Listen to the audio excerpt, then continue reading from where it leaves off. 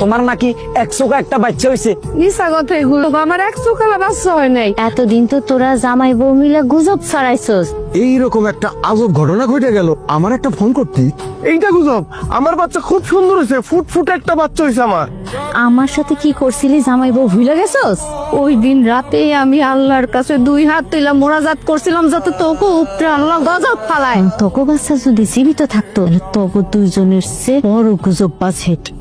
এই গ্রামে আর থাও যাবো না। আমি বিদেশে খাটতেছে সাজা, আর বউ গ্রামে তলে তলে করতেছে মজা। কি হয়েছে ভাই?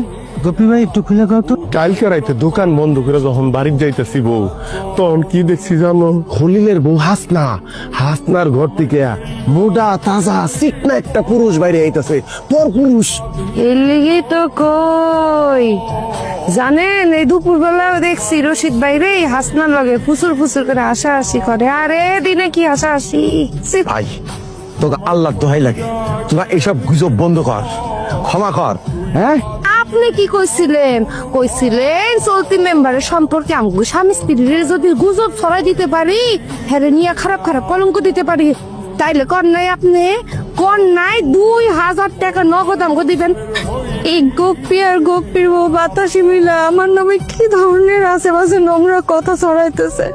ওরা আমারও ছাড়ে নাই, এরা দুজন যা শুরু করছে গিবত আর গুজব দিয়া এলাকাটা বইয়া ফেলাইছে। এরম বেহুশ হওয়ার কিছু নেই।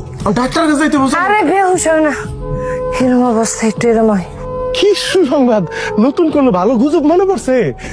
আরে শুনি না, আমার কাছে মনে হয় তুমি বাবা হইতেছ আর আমি মা।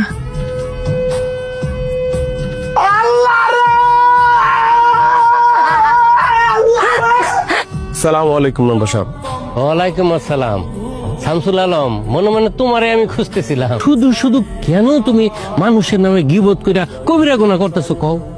এই কবিরা গুনাহ সম্পর্কে তুমি তো জানো, মানে মদ্যপান, চুরি, ডাকাতি, ব্যভিচারের চাইতে মারাত্মক পাপ হইল এই গিবত করা।